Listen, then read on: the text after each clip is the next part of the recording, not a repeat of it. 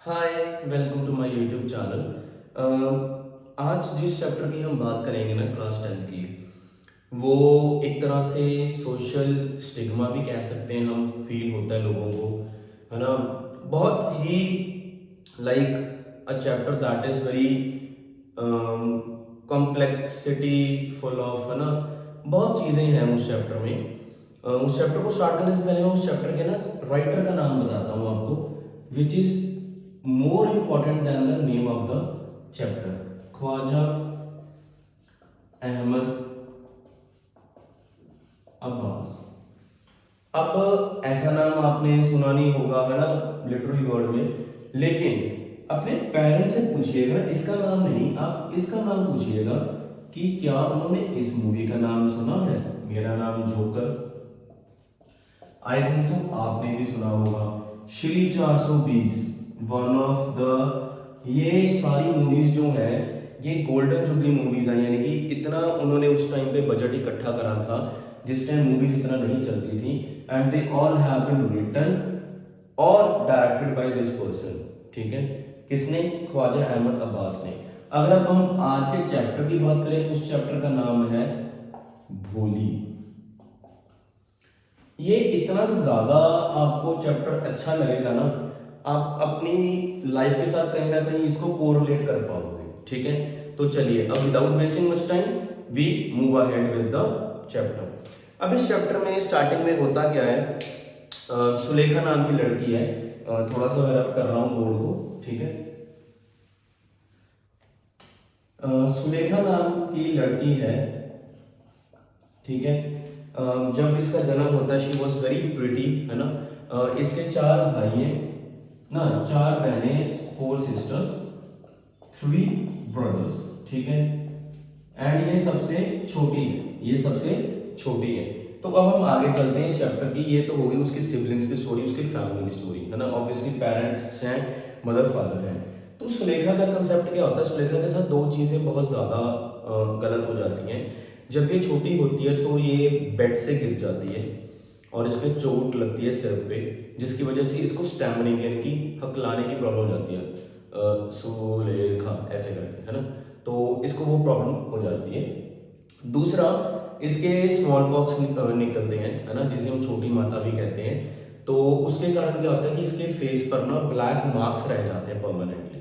ठीक है, कहते हैं कि माता जो होती है वो अपना निशान छोड़कर जाती है, तो वो इसके फेस पर जो है ना निशान रह जाते हैं सुलेखा के, जिसकी वजह से ये पहले तो थी बहुत प्रिटी, है ना। बच्चा या जन्म जन्म होता है तो वो कितना प्रिटी होता है, कितना क्यूट सा बच्चा होता है ना।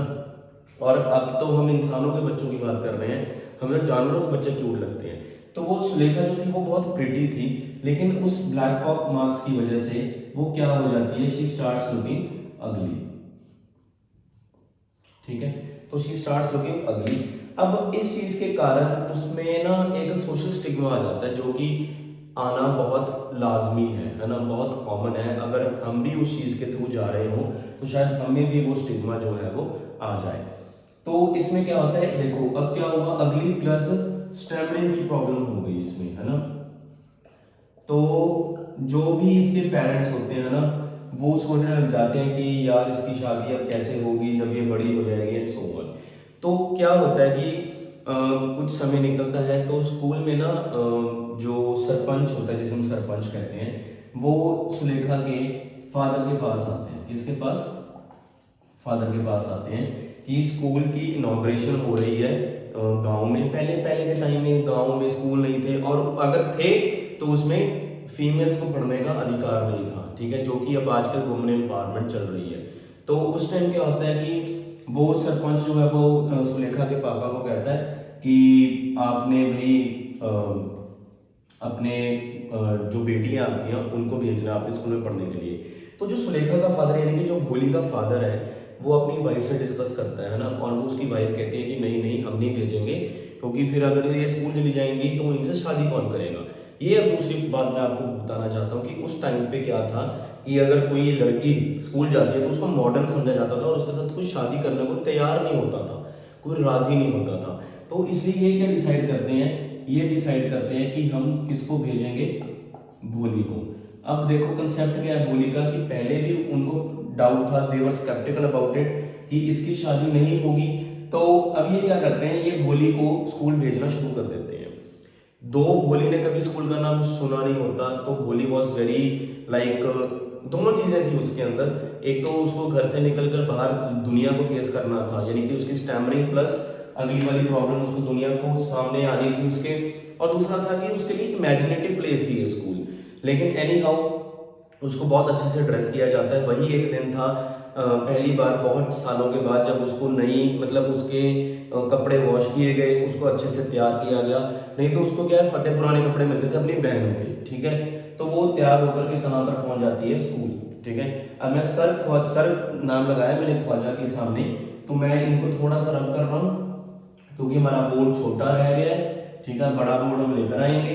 तो भूली जो है वो पहुंच जाती है, अब हमारा कंसेप्ट आ गया स्कूल, ठीक है।